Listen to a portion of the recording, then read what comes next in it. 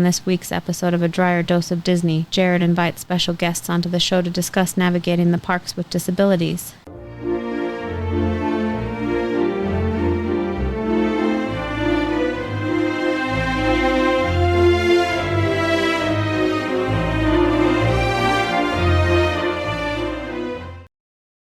Welcome to another episode of A Drier Dose of Disney. I'm your host, Jared Dreyer, and today we have a very special episode because I've got some special guests with me today.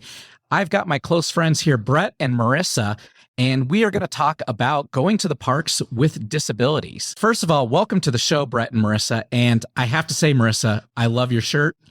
This is one of the coolest Disney shirts I've ever seen with Minnie Mouses all over it. Minnie Mouses. It's kind of a subtle Minnie. Those aren't polka dots. Yeah, no, I love it. Some are polka dots, some are a subtle Minnie. You have definitely upstaged my Indiana Jones shirt and Brett's Star Wars shirt with his Disney hoodie over that. But what are you trying to say? Yeah, but you look great today. So thank you. Thanks, Jared. You definitely classed this podcast You up guys are quite a looking bit. nice, though, I have to say. Thanks.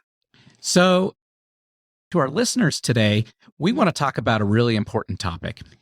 I know a lot of families struggle with disabilities, and they also want to go to Disney or Universal, and there is a program for them. And you guys have experienced this, so I wanted to just kind of pick your brains to find out, how does it work? What is it like? Where do you need to go? Who do you need to talk to do all this?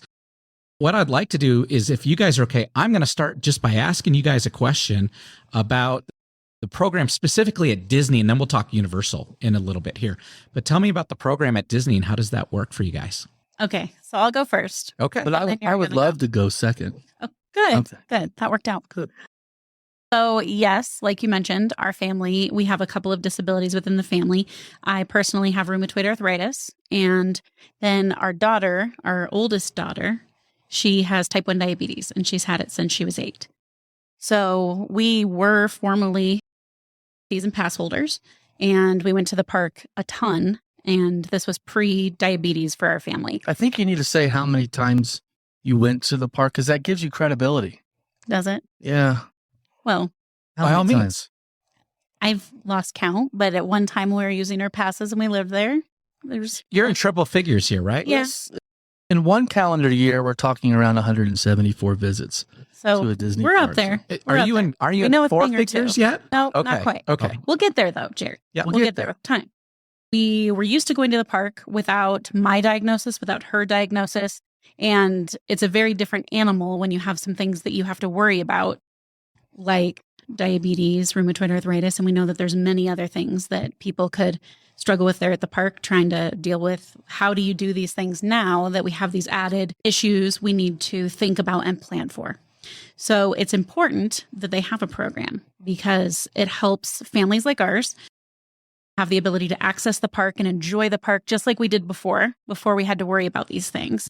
It still makes it as accessible, and it still is worth the money, as opposed to going and having to just sit for so much of the day. And one thing I appreciate about Disney, it's not only the happiest place on earth, but it really is the most accommodating place on earth. It is. We'll talk more about Universal later, but Disney really accommodates those with needs, physical needs, when it comes to getting around the park. But it's unfortunate when you have some type of autoimmune disease, some type of disability, and you live with that, right, throughout the entire year, day to day. And so at least when you get to go, Disney is accommodating.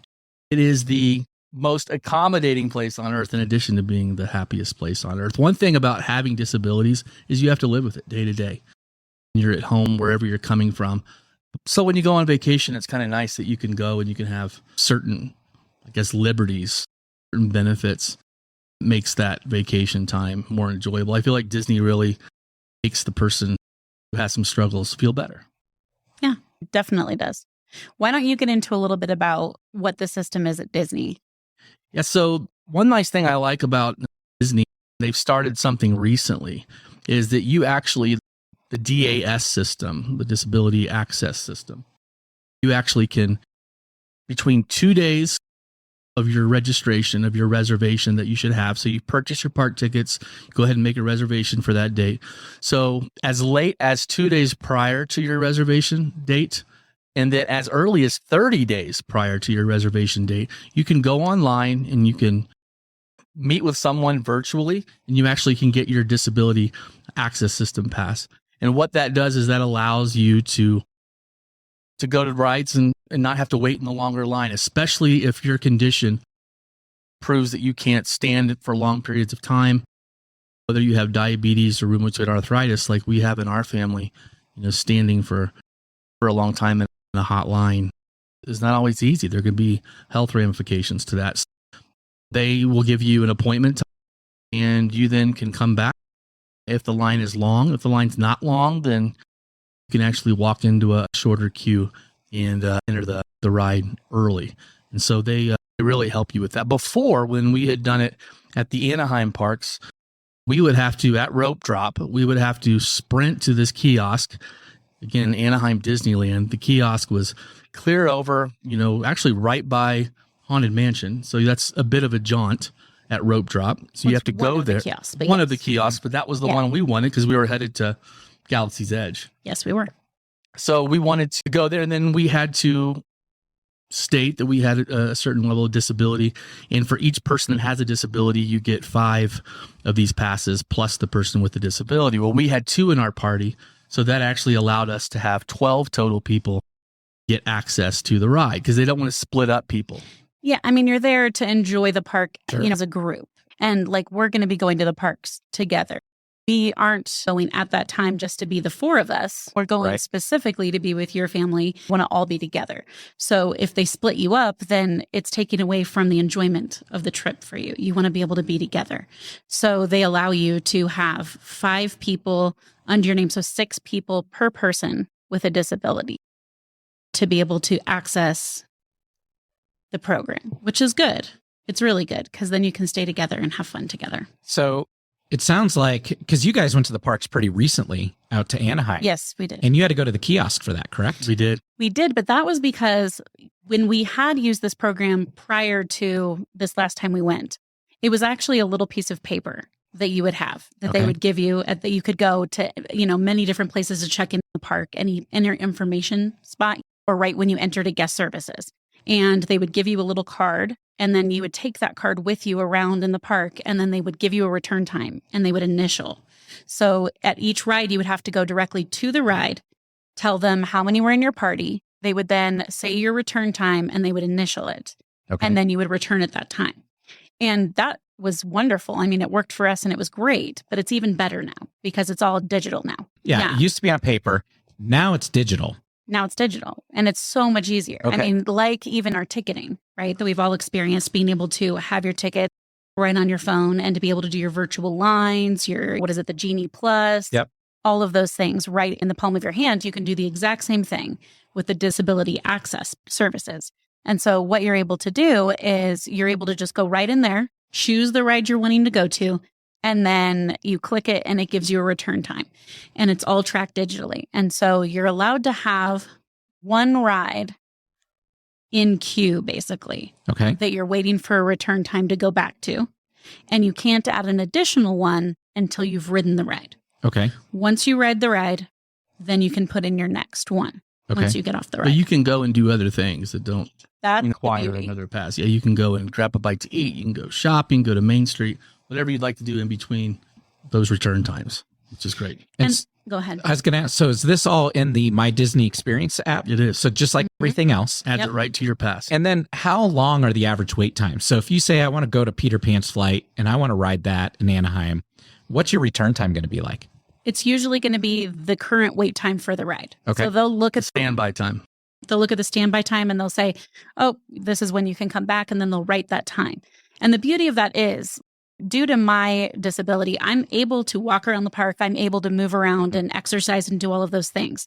For me specifically, if I stand still for a specific amount of time, instead of continuing to be in motion, my joints can lock up. And then when they lock up, I'll be limping or in a lot of pain. So if I stay in motion more often, it actually helps me to be able to have less pain throughout the day and to be able to enjoy the experience. As opposed to, sitting down or waiting in the line and sitting still, then my joint isn't moving and then it can kind of lock up. So the return time is based on what the current standby time is. for that particular ride. If the standby time is less than 30 minutes, then they'll actually just walk you through in an alternate queue straight to the front. So you don't have to wait at all at that point, because you're not essentially slowing down everyone else, because it's a shorter line at that point in time. And so that's always nice to look around at the different rides where you are, because you might be able to go through the alternate queue. And for someone like me, like I can stay moving.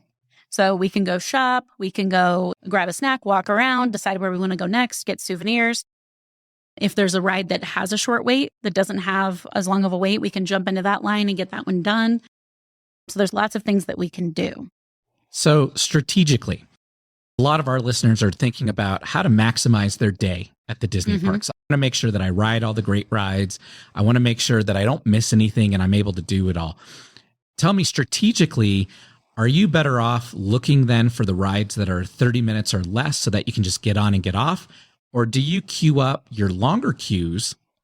And so say a Space Mountain or something that's going to take a long time, and then you go ride some of the shorter queue lines and then come back? Or what strategically, what's the best I way would to say both, right? Okay. Similar to the fast pass, process back in the day, right? You'd have a fast pass, you have to return, let's say it's 11:30 a.m., but you got there at rope drop. Then you know that you have between now and 11:30 a.m. to go do other things. So you always want to make sure that you have some return time scheduled for one of the longer lined rides. And then in between, you go hop on the rides with the shorter lines. So you have to strategically decide which are going to be the longest lines in the day. And it depends on how old your kiddos are, right? So we don't spend as much time on the younger rides. You're not going to probably wait 20 minutes, let alone 2 hours for Dumbo or for Peter Pan, like we would for some of the other rides our teenage daughters would rather do. So I think you have to make sure that you're always holding a return time reservation with a window, and you know when that is. And then between point A to point B, you just also pull out the map. We don't need a map anymore because we've been there so many times. And then you go ahead and you knock out some of those other smaller rides to make sure you've hit them all. And I would say also timing things with the rope drop, right? Because like anyone would be maximizing and saying, a rope drop, you can get to one of those rides, get in that line, try to maximize that time and know that you're going to have a shorter line. You would do the same thing, but then add the DAS system. You would have a reservation already on your DAS, because as soon as you have that booked and you're registered, you can add one. After you've added a time that you're going to return to a ride, then you would be waiting at the rope drop. As soon as that rope drops, you head for a different ride, right? Because you already have a return time for your DAS. Yep. You'll go to a ride that you're wanting to get a shorter line for, because that's the whole point. We're trying to not stand for long periods of time and just sit. And then another thing you can do to maximize the entire system is to be able to also use the virtual return times. So even though you're using the DAS system, you're not strictly able to use the DAS system. You still can use the virtual absolutely lines as They're well. not limited so you could at all. do both. Okay. Love it. So our listeners, one thing that I like to do, and you guys can see on our merchandise here, is we talk about the I can do this all day tip of the day. And most people want to talk about Disney. What is the one secret thing that you guys have found out through this? Because we're talking strategy now, and you guys have definitely got this down. What is the one tip that you would give to anyone doing this for the first time? Absolutely. So I would say that our one tip, if you're doing it for the first time, the I can do this all day tip of the day is to register in advance. There are two ways to be able to register. You can register in advance, which would be between 30 days before your trip to up until 2 days before your trip. If you register in advance, you have the opportunity to meet with guest services virtually, and you can choose 2 different rides or attractions, experiences that you would like to do each day that you're in the park, and get those scheduled prior to being at the park. Okay. So when you say experience, it doesn't have to just be a ride. It could be meeting a certain princess, or like going to meeting Mickey. Anything you could get a return time for. One thing to keep in mind is the DAS system is for those who are unable to stand in a long line for a long period of time, just due to whatever their condition is. It's not intended for those that are in a wheelchair or a scooter. Those that have a wheelchair or a scooter, and are dependent on that based on their medical needs, they do not need the DAS. They're actually able to go into more instant queue, and they have to wait in that abbreviated queue, but they can do so obviously in their scooter or their chair because they're not standing. So keep that in mind. You do not need to go through the whole process with the DAS. One other thing just to keep in mind as well is that you do not necessarily have to have paperwork from your doctor, from your physician. However, it makes the whole process much easier and quicker because as soon as, if you're willing to, if you're okay showing that, some type of proof of your condition, they ask very little questions at all because the documentation speaks for itself. So keep that in mind as well. And if you remember at Disney, they didn't even need to see our You documentation. took your word for it. They just said, okay, we're going to take your word for this. However, if they ever find that you fabricated any information, you don't have a disability and you fabricated it to be able to use the DAS system, you're actually banned from all Disney parks for life. So I would call that the I can do this all day tip and or trick for a dishonest person. Do not fabricate do a not. story regarding a disability. If so, you will be banned for life. Yeah. And wrong on so many levels. Yep. Right. No, agreed. Yeah. You don't want to take advantage of this situation and this service that's there to really help people that need it. And a lot of families need this. Yeah. Exactly. Across the nation. So whether you're going to Orlando or you're going to Anaheim, they're going to accommodate you. They're going to take care of you over there. So before we hop over to Universal, I am actually very curious because some of our episodes are going to go into, and we've actually already written them, we've just not recorded them yet, into rope drop strategies for the different parks. And the two most difficult parks for a rope drop strategy without any competition at all are Magic Kingdom in Orlando and Disneyland in Anaheim. And the reason is the parks are the largest parks. They have the most rides. They're very expansive. And there's probably 10 different strategies you can deploy when you're doing it. So obviously with your guys' countless trips to Disney in Anaheim, what is your guys' rope drop strategy when using the DAS system? It's interesting because typically you would think the quickest point from point A to point B is a straight line. So a lot of people, especially with kind of the waves in which the rope drop works, say for instance, Disneyland or Magic Kingdom, you get past the initial gate and now there's an additional rope or sets of ropes, series of ropes up by the castle. So then you decide, well, where on my map am I going to get clear over to Galaxy's Edge or how am I going to get to Tomorrowland? It's not always a straight line. So how we would always do it is it depends. If you're in Orlando, then the Bippity Boppity Boutique and the Princess Breakfast makes the castle the place that you should avoid. But we would always do did that. the Princess Breakfast on We Magic did. Kingdom We Day at did. that time. But if you're not going there and you don't have a reason to be there, avoid the castle. Yeah. Very However, popular. in Anaheim, going right through the castle, making a hard left, making another hard left, and working your way coming in the back door, Frontierland can be a really good strategy. It depends on where your kiosks are. So with the disability, the DAS that they have virtually now, you no longer have to find some type of assistant, patron assistant who is going to assist people with a disability. We'd have to look at a map and see, well, there's 6 different places to go. Where should we go first? Usually we would go to the one that was on our way to our first ride. Now that we can do this at least 2 days before and no earlier than 30 days before. We've never done that part yet. Yeah. And because of that, that also brings me to, if for some reason, because the last time that we went, we weren't aware that we could do it in advance. Okay. Because we were used to the paper copies. Yep. And so the night before, I thought, I'm just going to remind myself how to use the DA system. And we got online and we were looking and we saw, we were supposed to do this in advance, or we could, and we didn't know that.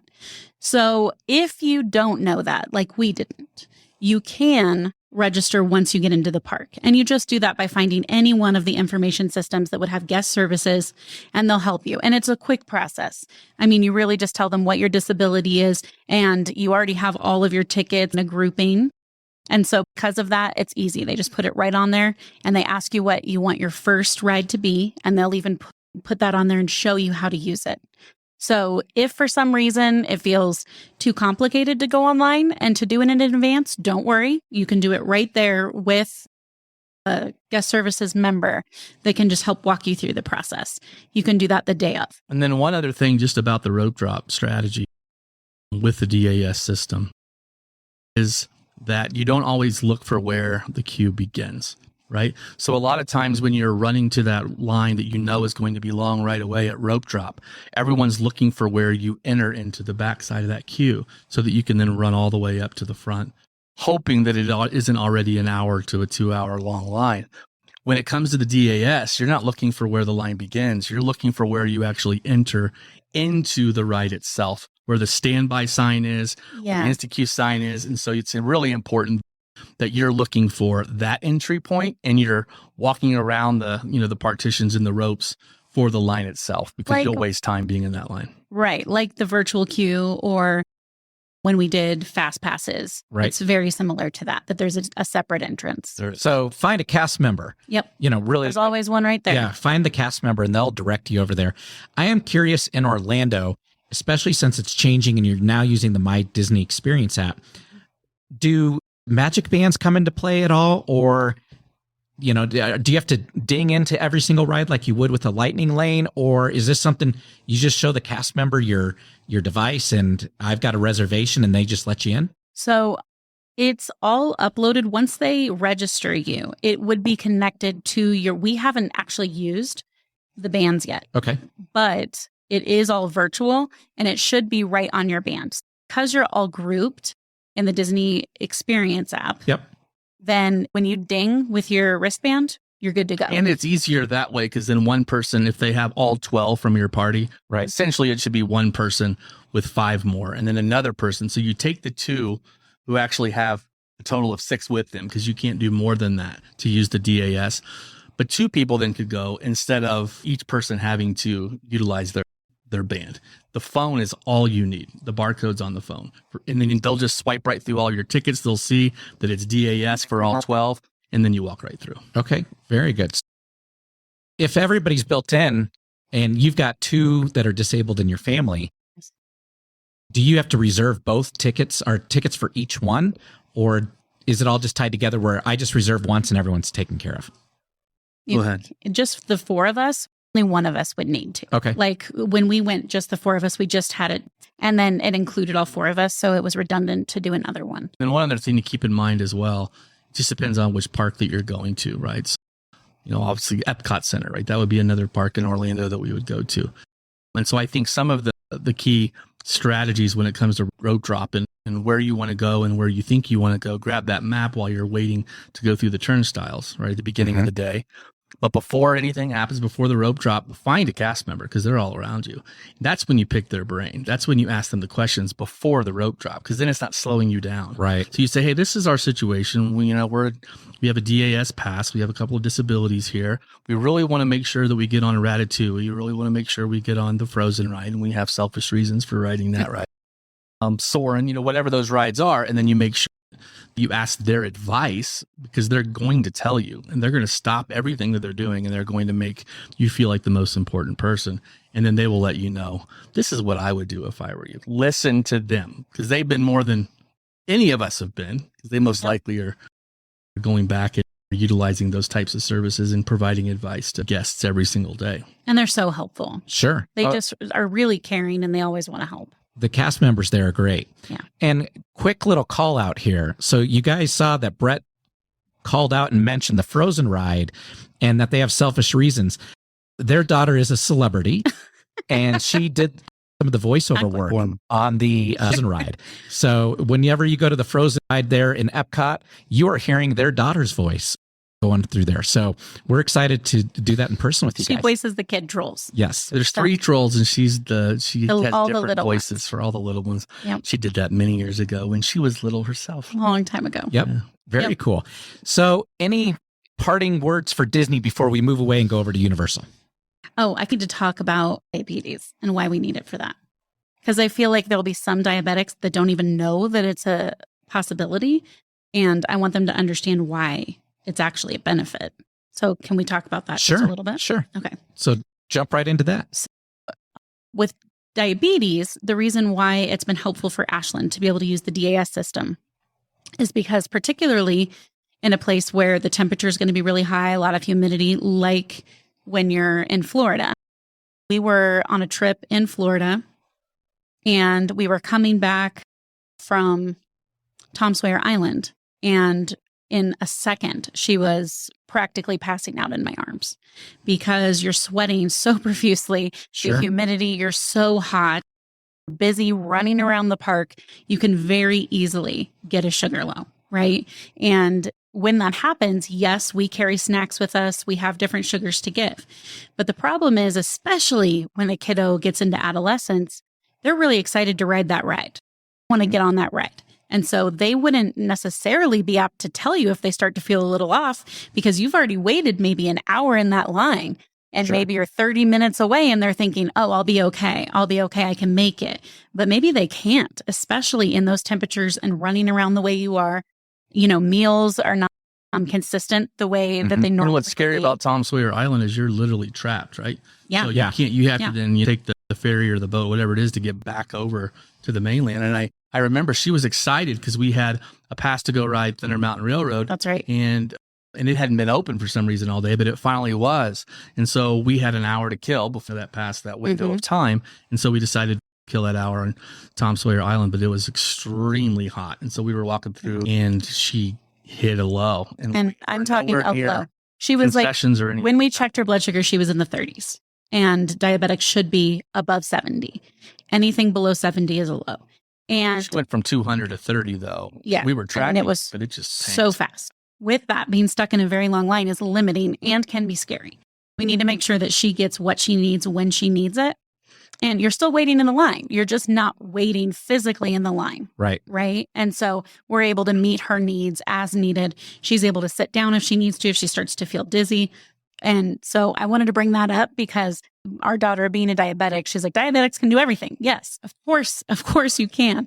But knowing that you have these extra needs, it's safer to know that you can get what you need when you need it, not getting caught up in the excitement of the day and then finding yourself in a dangerous situation. Well, yeah, it and can you be just, deadly. you have to prepare, right? So you have Yes, to make sure that that too. you're always prepared. So we'd always have a backpack.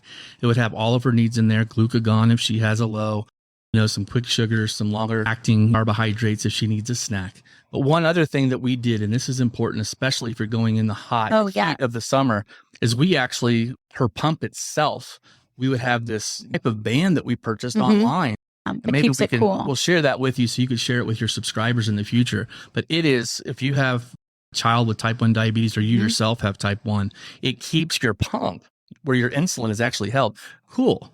Because if that goes to a certain level of heat, it no longer will be effective in getting your blood glucose down. The insulin will no longer be effective. So you have to make sure it stays around 70 degrees or so. So you put this almost like a belt. Yeah, it's called a Frio. Yeah, a Frio. It's like a belt and an ice pack all in one. You put it in the freezer in between your visits each night. Yep. And then you pull it out in the morning and you have it ready to go. She puts her pump right in that Frio and the tubing's already connected. And we make sure that we don't have any And it just keeps it medical cool. It doesn't malfunctions. freeze it. So it keeps it optimal temperature, even in the heat and the humidity. It was good. Well, that's awesome. That could be another I could do this all day tip. Yeah, Your type 1 diabetes. It's a Frio. for sure. Yeah, so Get the Frio. we'll put that link into our podcast and into our video as well, so you guys can check that out if you want to check out that device and how that can keep your pump cool. Let's hop over to Universal. Okay. So talk to me about Universal, because obviously a lot of families are going to Universal. They're big Harry Potter fans. They're Butterbeer fans, like we all are. Yeah. And they want to go and experience that as well. So tell me about the program over there. Well, at Universal, it's called the AAP, and AAP is the Action Assistance Pass. So it's a little different than the DAS, but it does have its similarities. So when you first get to Universal, this is not the type of thing that you can do early ahead of your visit. When you first arrive to Universal, you go to guest relations and you let them know that you have someone in your group who has a particular need. Especially at Universal, the process is a little slower when you don't have that paperwork. So we learned that ahead of time. You need the Doctors know, paperwork. and As opposed to Disney, yes. they're not even, I feel Universal like wants legally, proof. they don't even want to look at your paperwork at Disney. I don't know why there's That's a true. difference. But at Universal, it was like, I want your proof. I want your documentation. And even when you have the documentation, you have to be ready to advocate. So you have to advocate for yourself and say, this is why it's essential that we are able to have the pass. And I remember the last time that we had gone to Universal in Orlando, it was the Hagrid's ride had just opened, and That it had week. only It that was the particular first was the week very of first Hagrid's. week that Hagrid's had opened, right before COVID. So I guess it was 2019, right around there, and they were having between 4 and 6 hour lines every single day because the ride was only open 2 hours at a time, and then it would shut down because they were still working out the It was kinks. brand new. Yep. So we heard that was going to be the case, and we knew we have one day Yeah. to ride this particular ride, and so it was really important. And we were advocating hard because at Universal you have to, hold your ground. Yeah. Obviously, you're honest. We're honest about what we have. We did bring documentation. We made sure we had doctor's notes, and it helped. We ultimately got the pass that we needed, but we had to fight for it a bit. Yeah. I want to be respectful, but you will get pushback Okay. at Universal. No, good to know. And I'm sure all of our parents are very protective of their kids. Like you Yeah. guys are great parents. And so they're going to stand up for their families and stand up for their kids. So now, once you've got it, so once they say, yeah, you're approved, how does it work within that system? It's not virtual. It's not an app like the My Disney Experience app. Okay. So it's actually a card. And on that card, there's a barcode.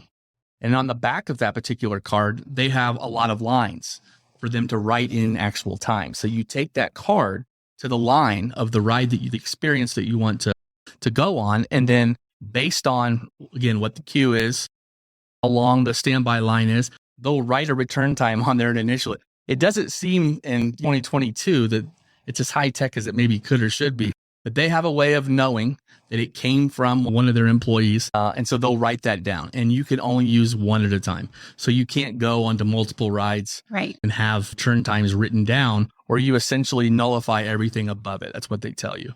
So that has to be the most current.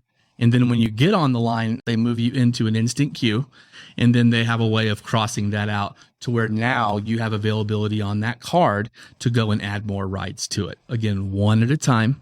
You can't book more than one, but it is still is extremely convenient. We haven't been on Velocicoaster yet, but all the Harry Potter rides, whether it was Incredible Hulk, whatever it was, there could be long lines at the Universal parks. And we rarely waited. I'm not sure we waited longer than 20 minutes, and this was during a peak season. Yeah, no, because they did have us have that return time. And they would usually bring you in the back way. So one thing to keep in mind is if you use this system on rides, especially in Harry Potter Land, you'll miss a lot in the line. You're right? going to miss the queue. Yep. Yeah. And in the That's a queue, part of there's the a lot to experience. see. And so just keep that in mind. If you have a kid that is a huge Harry Potter fan, you may not want to use it one time if the line is moving and you can get and through. it's indoor, and there's a lot of great stuff. It's a Hogwarts, like right? the inside of the Hogwarts. I mean, that's a big deal. Yep. We talk about that on our single rider episode. So single rider queues are a way to avoid long lines. But at Universal in particular, you're going to miss all the queue. You will. You're going to miss all the video stuff. And that's really important in the Harry Potter land. So if you're not a huge fan and you just want to ride the ride, it's okay. But if you have a kid who loves Harry Potter, look for that short time or rope drop it. Do it once. Right. And then you can go through and do single rider. Absolutely. I don't think we've even gone through all of Hogwarts. Forbidden Journey. We haven't done that one. Because we kept going right in the back, and then they'd hop us on, and then we go right. We rode it several times in a row. One thing that you said, Marissa, was you don't think you waited more than 20 minutes. So that's 20 minutes from the return time. So when you came back at your return time, they take you in through the back way, and you didn't wait longer than 20 minutes there. No. Okay. No. I think one thing that's important to call out here, and where a lot of people in the parks or they see people that cut into the line or get to the front of the line, is they believe they didn't have to wait. Right. In reality, though, they're giving you the same return time had you just gotten into line Absolutely. like anyone else. So you are waiting. You're just not standing. Exactly. It's true. You're able to go do something else, go sit, get a drink. It's kind of the difference in quality and equitability, right? So it's absolutely equitable in the sense that someone who normally can stand on their own, they're going to wait for a particular amount of time. Someone who needs to go take a load off their feet and go sit somewhere else, they're still not getting on that ride any earlier than had they waited in line.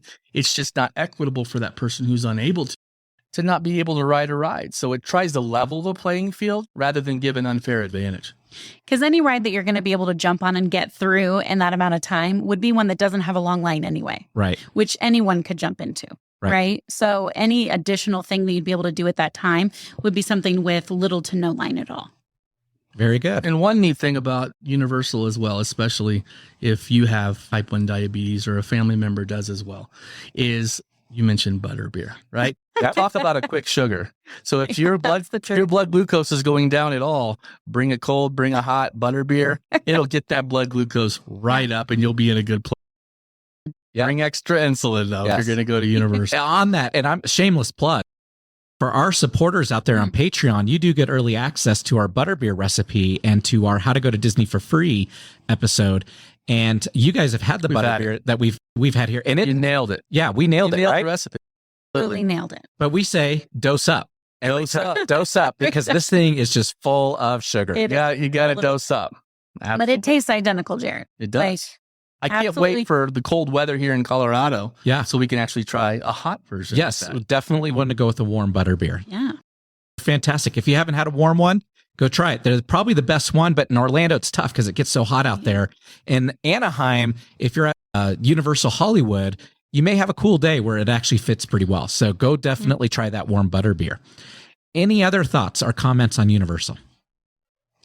No, I mean, I think you really there was a key distinction there, right? So it depends on where you are. It depends on how old you are, how old your children are. It may not be for everyone, because if for you are going there, you have multiple days to be there. Mm-hmm. Let's say you're doing a 4-day pass. You want to spend an entire day at each park.